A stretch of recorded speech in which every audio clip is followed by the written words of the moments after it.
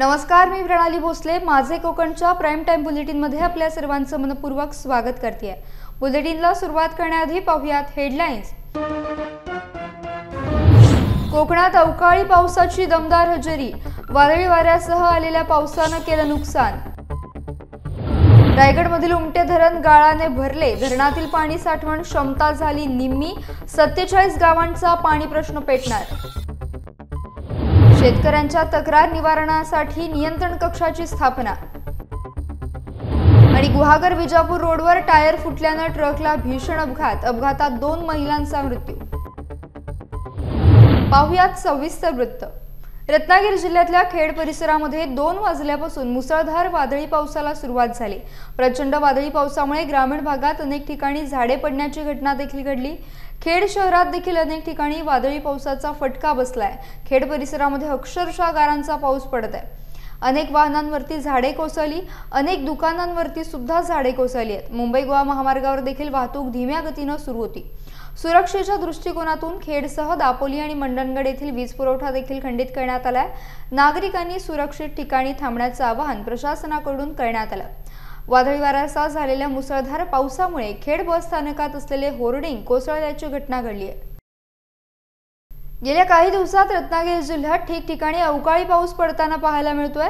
आज रत्नागिरी जिल्ह्यातल्या चिपळूणमध्ये शहरासह ग्रामीण भागात अवकाळी पावसानं वादळी वाऱ्यासह हजेरी लावली. या वादळी वाऱ्यासह पावसामुळे चिपळूणमधील काही ठिकाणी वीज पुरवठा देखील खंडित झाला. वाढलेल्या तापमानात पावसानं हजेरी लावल्याने उकाड्याने हैराण झालेल्या नागरिकांना काहीसा दिलासा मिळाला. मात्र या अवकाळी पावसाने आंबा आणि काजू बागायतदारांची चिंता वाढवली आहे. मागील काही दिवसांपासून सिंधुदुर्गसह कोकणात अनेक ठिकाणी पावसाच्या जोरदार सरी बरसत आहेत. यातच आज कणकवली तालुक्यात जोरदार वाऱ्यासह रिमझिम पावसाची बरसात सुरू झाली. दुपारी 1:30 वाजल्यापासून हा रिमझिम पाऊस आणि जोरदार वारं वाहायला सुरुवात झाली होती. त्यामुळे तालुक्यातील काही गावांमध्ये वीज वाहिन्या देखील तुटून पडल्याची घटना घडली. 13 मे रोजी वादळी वाऱ्यांसह जोरदार पाऊस झाला होता. या पावसानंतर रत्नागिरी जिल्ह्यात तात्पुरता गारवा जाणवत होता. मात्र गेल्या 3 दिवसांपासून जिल्ह्यातील उकाडा वाढलाय. बुधवारी उष्णतेमुळे नागरिक बेजार झाले होते. आज गुरुवारी देखील हीच परिस्थिती कायम होती. उष्णतेतील दमट हवामानामुळे नागरिकांना आणखीन काही दिवस घामाच्या धारा सोसाव्या लागणार आहेत. सध्या रत्नागिरीतील तापमान 40 अंशांच्या पुढे असून वातावरणातील आर्द्रता 55% पोहोचली आहे. पुढचे 3 दिवसात कोकणातील तापमान 2 ते 3 अंशांनी आणखीन वाढणार असल्याचा अंदाज हवामान विभागानं वर्तवला आहे. मान्सूनपूर्व पावसासाठी पूरक वारे वाहू लागल्यानं मान्सून लवकरच येण्याचे संकेत असल्याचं सांगितलं जात आहे. तर 19 मे पर्यंत अंदमान बेटात मान्सूनचे आगमन होणार आहे असे हवामान खात्यानं कळवले आहे. बंगालच्या उपसागरात कमी दाबाचा पट्टा निर्माण झालाय. त्यामुळे दक्षिण राज्यात हलका ते मध्यम स्वरूपाचा पाऊस पडणार आहे. मोसमी पाऊस 31 मे पासून केरळमध्ये दाखल होण्याचा अंदाज हवामान विभागानं व्यक्त केलाय. मोसमी वाऱ्याच्या वाटचालीसाठी पोषक स्थिती असल्यानं मोसमी पाऊस वेळेत केरळमध्ये दाखल होईल असे भारतीय हवामान विभागानं म्हटलंय. हवामान विभागाने दिलेल्या माहितीनुसार मोसमी पावसाच्या वाटचालीसाठी पोषक स्थिती निर्माण झाली आहे. सध्या उत्तर भारतात तापमान वाढलंय. दक्षिण भारतात सुरू असलेला जोरदार पूर्व मोसमी पाऊस, दक्षिण चीन समुद्रातील ढग आणि वाऱ्यांची स्थिती, नैऋत्य आणि वायव्य हिंदी महासागरातील वाऱ्यांची दिशा आणि वेग मोसमी पावसासाठी पोषक आहेत. त्यामुळे नैऋत्य मोसमी पाऊस 31 मे रोजी केरळमध्ये दाखल होईल असंही हवामान विभागानं म्हटलंय. अंदाज जाहीर केलेल्या दिवसापेक्षा 4 दिवस कमी किंवा 4 दिवस जास्त गृहीत धरले जातात. रायगड जिल्ह्यातील अलिबाग तालुक्यातील उमटे धरण क्षेत्रातील गावांच्या पिण्याच्या पाण्यासाठीचा पराकोटीचा संघर्ष सुरू आहे. धरण उशाला आणि कोरड घशाला अशी परिस्थिती इथं उद्भवली आहे. वर्षानुवर्षे पिण्याच्या पाण्यासारख्या मूलभूत हक्क अधिकारासाठी संघर्ष करावा लागतोय ही शोकांतिका असल्याचं सामाजिक कार्यकर्ते ॲडव्होकेट राकेश पाटील आणि स्थानिक आंदोलक नंदेश गावंड यांनी म्हटलंय. उमटे धरणातील पिण्याच्या पाण्याचा विषय अतिशय संवेदनशील बनलाय. इथली राजसत्ता उलटवून टाकण्याची ताकद उमटे धरण क्षेत्रातील जनतेत आहे असं राकेश पाटील यांनी सांगितलंय. तर उमटे धरणाचं पाणी आता तरुणाई पेटवणार असा इशारा नंदेश गावंड यांनी दिलाय. लोकप्रतिनिधी शासनाची उदासीनता आणि दुर्लक्षित धोरण चीड आणणार आहे. याचबरोबर येथील बडे प्रकल्प असलेले RCF, JSW, JNPT प्रकल्प, MIDC यांच्यामार्फत CSR फंड देखील मिळत नसल्याची ओरड आता जनतेतून होताना दिसते. उमटे धरणात साचलेला गाळ काढून मुबलक प्रमाणात पिण्यायोग्य पाणी देऊन धरणाच्या बंधाऱ्याची तात्काळ डागडुजी करण्याबाबत उमटे धरण संघर्ष ग्रुप रायगड यांनी जिल्हाधिकारी रायगड तसेच तहसीलदार अलिबाग, मुख्य कार्यकारी अधिकारी रायगड जिल्हा परिषद यांना निवेदन दिले. उमटे धरणाच्या पाण्याचा आणि गाळाचा प्रश्न सुटला नाही तर या धरणाच्या पाण्यावर अवलंबून असलेले नागरिक, महिला आता शासनाच्या विरोधात आंदोलनाच्या पवित्र्यात आहेत. कारण महिला वर्गाची जी अवस्था पाहवत नाही, आता जी काही ती अवस्था आहे ती त्यांना पाण्यासाठी वणवण करत भटकावं लागत आहे. आदिवासी पाडे इकडे तर पाण्याची एवढी मारामारी आहे की त्यांना दिवसाचं प्यायला देखील पाणी मिळत नाही आहे. जे सधन लोक आहेत ते एका दुसरा जार विकत आणतात आणि पाणी पितात, किंवा जे बोअरवेलवाले आहेत ते पाणी देतात, मदत करतात, पण हे कुठपर्यंत करेल? आणि शासनाची इथे भूमिका काय ती आम्हाला अजिबात आढळून आली नाही. परंतु काल आम्ही कलेक्टर ऑफिस येथे आमचे मित्र, पत्रकार वगैरे सगळे गेलो होतो. त्यांनी कलेक्टर ऑफिसच्या इथे शिर्के सरांना भेटलो. शिर्के साहेब, जिल्हाधिकारी, उपजिल्हाधिकारी यांनी आमच्यासोबत सकारात्मक चर्चा केली आणि जो काही पाण्याचा प्रश्न आहे तो सोडवण्यासाठी त्यांनी आम्हाला मदत केली. आणि आता शासनाकडे सगळी सूत्र हल्लेली आहेत आणि लवकरात लवकर गाळ काढायला देखील सुरुवात. तर हा लढा आपला सामान्यांचा आहे, सर्वसामान्य ह्याच्यामध्ये इन्व्हॉल्व्ह झालेले आहेत. आणि मी त्या सर्वांचे आभार मानतो की ज्यांनी हा लढा लढण्यासाठी आम्हाला मदत केली आणि स्वतःहून हा आपला लढा आहे म्हणून आले. एक सामान्य लोकांची ही असामान्य चळवळ आहे आणि त्यासाठी लोकांनी आज जे सहकार्य केलं आहे, हे सहकार्य जर असेल तर आपण नक्कीच हा लढा जिंकू. आणि ह्यापुढेही हा लढा आपल्याला चालवायचा आहे. जोपर्यंत धरणाची भिंत होत नाही, डागडुजी होत नाही आणि शुद्ध पाणी मिळत नाही, तोपर्यंत हा लढा होईल. आता विशेष म्हणजे आम्ही उमटे धरण संघर्ष ग्रुप रायगड हा आम्ही ग्रुप स्थापन केलेला आहे आणि ह्या ग्रुपच्या माध्यमातून काल जिल्हाधिकारी रायगड यांच्याकडे आम्ही गेलो होतो. मला वाटतं शिर्के साहेब होते, संदेश शिर्के साहेब होते, त्यांनी आम्हाला वेळ दिली. त्यांनी वेळ दिल्यानंतर अतिशय सकारात्मक असा विषय झाला आणि ग्रामस्थांचा आक्रमकपणा आणि नागरिकांचा आक्रमकपणा पाहून कलेक्टरना सुद्धा नमती भूमिका घ्यावी लागली. त्यांनी पाणीपुरवठा विभागाचे वेंगुर्लेकर यांना ऑफिसला, जिल्हाधिकारी कार्यालयात ऑफिसला बोलवून घेऊन त्यांना सगळ्या सूचना केल्या आणि आम्ही मांडलेले जे विषय होते ते त्यांनी पटलावर घेऊन त्याचे मिनिट्स लिहून तसं त्यांनी पत्र वरच्या वरिष्ठांना पाठवलेलं आहे. आता दुसरी गोष्ट अशी आहे की हे जे गेंड्याच्या कातडीचा पाणीपुरवठा विभाग होता आणि ही जी जिल्हा परिषद होती ती आता जिल्हा परिषद हादरलेली आहे. हे वास्तव सत्य आहे. आज नागरिक, तळागाळातला नागरिक या पाण्याच्या आंदोलनात आम्हाला सहकार्य करतोय. आम्हाला आर्थिक सहकार्य करण्याची पण भाषा बऱ्याच जणांनी केलेली आहे. त्यांचं आम्ही स्वागत करतोयच, परंतु आम्हाला ज्यांनी सपोर्ट केलेला आहे त्या सर्व नागरिकांचं आणि मित्रांचं आणि महिलांचा आम्ही जाहीर आभार मानतो. कारण काय आहे की आता सर्वसामान्यातला सामान्य माणूस आता रस्त्यावर उतरायला, धरणावर उतरायला तयार झालेला आहे. आणि सामान्य माणसाच्या मध्ये जी असामान्य ताकद असते तीच असामान्य ताकद राजकीय सत्तासुद्धा खालसा करू शकते. हा विषय हे सूर्यप्रकाशा इतकं सत्य आहे. मुंबई घाटकोपर येथे भले मोठे होर्डिंग कोसळून निष्पाप 14 नागरिकांना आपला जीव गमवावा लागला. भविष्यात वादळ वाऱ्यामुळे अशा घटना घडू नयेत म्हणून रत्नागिरी, चिपळूण, राजापूरसह जिल्ह्यातील होर्डिंग्स नगरपालिकांच्या रडारावर आहेत. नगरपालिकांनी अभियंत्यांकडून विनापरवाना होर्डिंग्सची तपासणी सुरू केली आहे. जिल्ह्यातील अनधिकृत होर्डिंग्सबाबत कडक पाऊल प्रशासनाने उचलले आहे. महामार्गावर देखील अनेक ठिकाणी शासकीय जागेवर होर्डिंग्स लावण्यात आलेत, त्याची चौकशी केली जाणार आहे. घाटकोपरमधील घटनेनंतर मुख्यमंत्री एकनाथ शिंदे यांनी राज्यभरातील होर्डिंग्सचे स्ट्रक्चर ऑडिट करून धोकादायक होर्डिंग तातडीने काढण्याचे आदेश दिल्यानं याची अंमलबजावणी रत्नागिरी जिल्ह्यात सुरू झाली आहे. रत्नागिरी जिल्ह्यात सातत्याने वादळी वारे वाहत असतात, त्यामुळे होर्डिंग्स लावताना त्यांच्या मजबूतीकडे लक्ष देण्यात आले का याचीही तपासणी होणार आहे. रत्नागिरी शहरात जयस्तंभ परिसरात लावण्यात आलेल्या होर्डिंग्स या अधिकृत असल्याची शक्यता आहे. तरीही शासकीय पातळीवर या होर्डिंग्सची फेरतपासणी होणार आहे. शासकीय जागेमध्ये वर्षानुवर्षे खासगी मालकांनी जिल्ह्यात लावलेल्या होर्डिंगची दखल जिल्हा प्रशासनाकडून घेतली जाणार असून अनधिकृत होर्डिंग्स लावणाऱ्या मालकांवर कडक कारवाईचे संकेत मिळत आहेत. पावसाळ्यापूर्वी जिल्ह्यातील सर्व होर्डिंग्सच्या स्ट्रक्चरचे ऑडिट देखील करण्यात येणार आहे.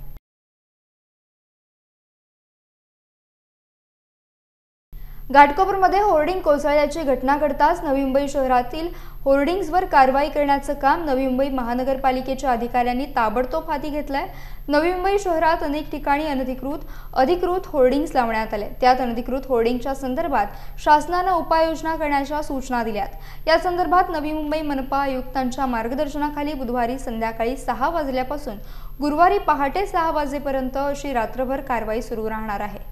150 ते 200 पालिकेचे कर्मचारी, टेक्निकल टीम, गॅस कटिंगची टीम सकाळपर्यंत कार्यरत राहिली। पालिकेचे 8 वॉर्डचे वॉर्ड ऑफिसर आणि त्यांची टीम कार्यरत आहे। येणाऱ्या काळात या होर्डिंग्सच्या संदर्भात जे 201 अधिकृत होर्डिंग्सच्या व्यतिरिक्त अनधिकृत होर्डिंग्स आहेत त्यांच्यावर निकषांची कारवाई करण्यात येणार आहे। तसेच भविष्यात अनधिकृत होर्डिंगवर दंडात्मक आणि फौजदारी गुन्हा दाखल करण्याच्या सूचना सर्व वॉर्ड ऑफिसर यांना दिल्या गेल्या आहेत। अनधिकृत होर्डिंगच्या संदर्भामध्ये शासनाने ज्या सगळ्या उपाययोजना करण्याच्या संदर्भामध्ये ज्या गाईडलाईन दिलेल्या आहेत त्या संदर्भात माननीय आयुक्त यांच्या निर्देशानुसार संध्याकाळी 6 पासून आपण पहाटे 6 पर्यंत ही कारवाई सुरू केलेली आहे। यामध्ये महापालिकेचे कर्मचारी अंदाजे 150 ते 200 कर्मचारी, त्यामध्ये टेक्निकल टीम, गॅस कटिंगच्या टीम ह्या सगळ्या सकाळपर्यंत कार्यरत राहणार आहेत।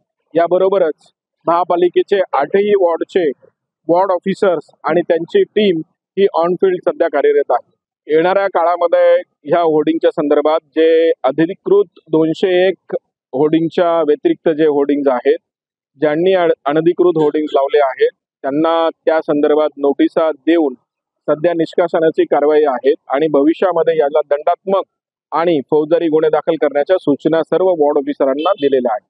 मान्सूनपूर्व नालेसफाईच्या अंतिम टप्प्यातील कामांकडे लक्ष केंद्रित करून मुख्य नालेसफाईसाठी 15 दिवसांचा शेष कालावधी बाकी असताना पेण नगर परिषद मुख्याधिकारी जीवन पाटील यांनी मान्सूनपूर्व कामांवर लक्ष केंद्रित करून स्वच्छता आणि आरोग्य विभागाला याबाबत मार्गदर्शन करताना 31 मे पर्यंत शहरातील मुख्य नाल्यांची आणि अंतर्गत गटारांची साफसफाई करण्यासाठी आरोग्य विभागाचे कर्मचारी वर्गाला मे अखेरपर्यंत शहर स्वच्छता आणि नालेसफाईची कामे पूर्ण करण्याचे आदेश दिले आहेत। पेण नगरपालिका कार्यक्षेत्रात एकूण 9 मुख्य नाले असून साधारणतः लांबी 20 किलोमीटर इतकी आहे। पेण नगर परिषदेने शहरातील रस्ते सफाई, कचरा वाहतूक आणि इतर अनुषंगिक कामांसाठी तसेच नगर परिषद हद्दीतील सर्व गटारे, मुख्य नाले सफाई करणे आणि निघालेला गाळ उचलून नगर परिषदेच्या आंबेगाव येथील घनकचरा व्यवस्थापन प्रकल्प येथे वाहतूक करण्यात यावी। पावसाळ्यापूर्वी पेण शहरातील सर्व मुख्य नाले सफाईची कामे लवकरात लवकर 31 मे पर्यंत पूर्ण करण्याचे नियोजन करून त्या ठिकाणी आवश्यक लागणारा कामगार वर्गाची नेमणूक करण्यात आली आहे। गेले अनेक महिने गाजत असलेल्या दामोदर नाट्यगृहाच्या प्रश्नावर नाट्य कलाकार आक्रमक झालेत। सुधारित आराखडा सादर केल्याशिवाय नाट्यगृहाच्या तोडकामाची बंदी उठवली जाणार नाही असे शासनाचे स्पष्ट निर्देश असतानाही आणि विधान परिषदेत उदय सामंत यांनीही शासनाच्या वतीने तसे सांगितल्यानंतरही सोशल सर्व्हिस लीगने निवडणूक आचारसंहितेच्या आडून गुपचूप नाट्यगृहाचे तोडकाम सुरू केल्यामुळे दामोदर नाट्यगृहाच्या अस्तित्वाचा प्रश्न निर्माण झालाय। म्हणूनच नाट्य परिषदेचे अध्यक्ष प्रशांत दामले आणि बालरंगभूमी परिषदेच्या अध्यक्ष नीलम शिर्के सामंत यांनी यशवंतराव नाट्य संकुलात 15 मे रोजी पत्रकार परिषद घेतली। विधानसभेत तोडकामाला स्थगिती दिली असताना सुद्धा तोडकाम केलं गेलंय, त्याचा निषेध प्रशांत दामले आणि नीलम शिर्के सामंत यांनी व्यक्त केला। या पत्रकार परिषदेत त्यांनी नाट्यगृह आरक्षण बदलावर तीव्र आक्षेप घेतला। दोन्ही संस्था या मराठी माणसांशी संबंधित असल्याने हा प्रश्न सामोपचाराने सोडवावा ही अपेक्षा असल्याचं यावेळी सांगण्यात आलं। पण मुजोरपणा करून कोणी नाट्यगृहाचा घास घेऊ पाहिल तर दामोदर नाट्यगृह वाचवण्यासाठी नाट्य परिषद मराठी नाट्य कलाकार आमरण उपोषण करतील असं वक्तव्य प्रशांत दामले यांनी केलंय। सगळ्यात महत्त्वाचा आणि मुद्दा असा आहे की नाट्यगृह जे आहे ते तळघरावर म्हणजे तळमजल्यावर असावं। म्हणजे खाली तुम्ही दुकानं लावलीत आणि नाट्यगृह दुसऱ्या तिसऱ्या मजल्यावर आहे तसं नको, नाट्यगृह खालतीच असणं गरजेचं आहे। तुम्हाला जी काही दुकानं ऑफिसेस वगैरे जी काही लावायची असेल ती तुम्ही वरती लावली तरी आमचं काय। सोशल सर्व्हिस लीगला सुद्धा विनंती करतो, या मागण्या काही फारशा नाहीत। आपण दोघी आपण सगळे याच क्षेत्रात काम करतो, त्यामुळे भांडण टंडी करून काही निष्पन्न होणार नाही। उगाचा वाईटपणा घेण्यात काही पॉईंट नाही आहे। आपण रंगभूमीसाठीच करतोय, तुम्ही रंगभूमी चालावी म्हणून शाळा चालू करताय, शाळा चालू करा, आमचा काही प्रॉब्लेम नाही आहे। पण दामोदर नाट्यगृह हे चालू व्हायलाच पाहिजे। तर अखिल भारतीय मराठी नाट्य परिषदेतर्फे मी तुम्हाला असं शब्द देतो की मी सर्व कलाकारांना घेऊन उपोषणाला बसावं लागेल। दुसरा येत्या 20 मे रोजी ठाणे लोकसभा मतदारसंघासाठी मतदान होणार आहे। बेलापूर आणि ऐरोली विधानसभा मतदारसंघात निवडणुकीच्या अनुषंगाने मागील 1.5 महिन्यांपासून नवी मुंबई पोलिसांनी कंबर कसली आहे। निवडणुकीत कोणताही अनुचित प्रकार घडू नये यासाठी पोलीस यंत्रणा सज्ज झाली आहे. नवी मुंबईकरांनी निर्भयपणे मतदान करा, आपला हक्क बजावा असे आवाहन पोलीस आयुक्त मिलिंद भारंबे यांनी नागरिकांना केले आहे. येणाऱ्या 20 तारखेला ठाणे मतदारसंघाचं मतदान या ठिकाणी होणार आहे. ऐरोली आणि बेलापूर आपल्याकडे 2 ACs आहेत.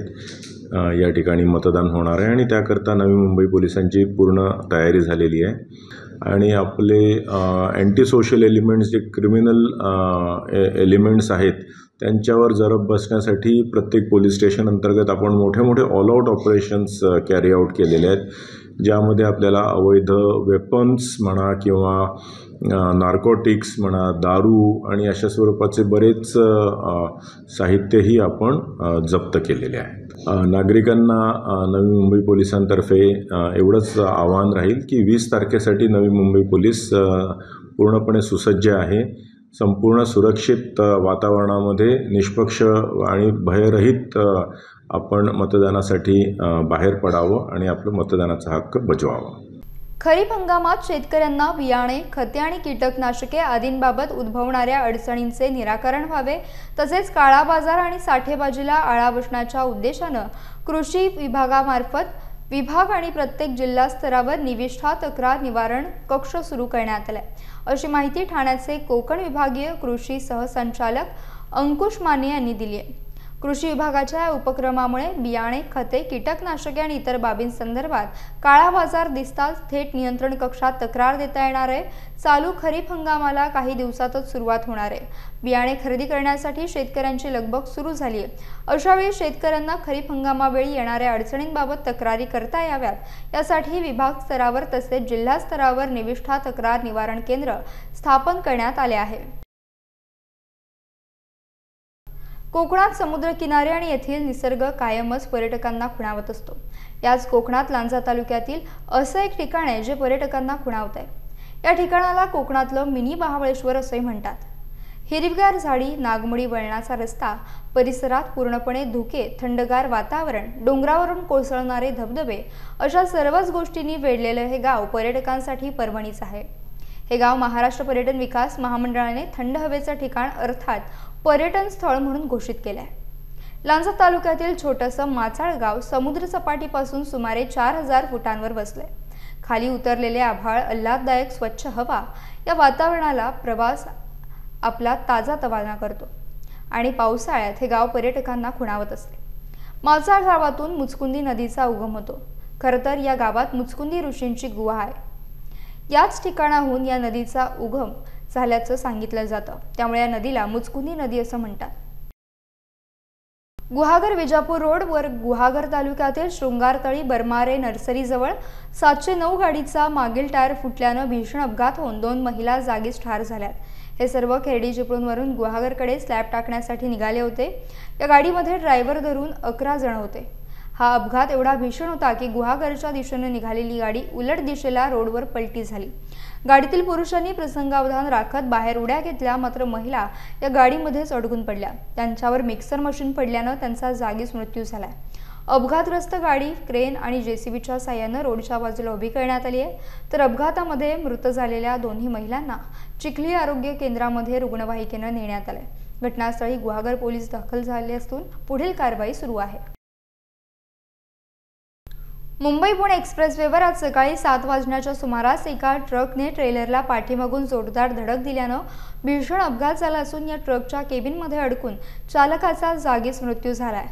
मुंबई-पुणे एक्सप्रेसवेवरून पुण्याहून मुंबईकडे दोन्ही वाहनं जात असताना ती बोरघाटात आली असता आडोशी येथील नवीन बोगद्यात ट्रकवरील चालकाचं नियंत्रण सुटल्याने त्याने कठड्याला घासत जाऊन समोरील चालणाऱ्या ट्रेलरला पाठीमागून जोरदार धडक दिल्यानं भीषण अपघात झाला.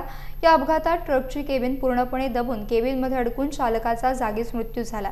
या अपघाताची माहिती मिळताच खोपोली पोलीस, बोरघाट पोलीस, अपघातग्रस्त टीमचे सदस्य, IRB यंत्रणा, देवदूत यंत्रणा आदी घटनास्थळी तात्काळ दाखल होत ट्रकमध्ये अडकलेल्या चालकाला बाहेर काढण्यात आले.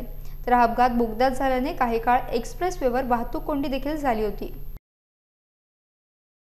यासह बुलेटिनमध्ये वेळ झाली इथेच थांबण्याची. भेटूयात नवीन बुलेटिनसह. तोपर्यंत तुम्ही कुठेही जाऊ नका. पाहत रहा फक्त माझे कोकण.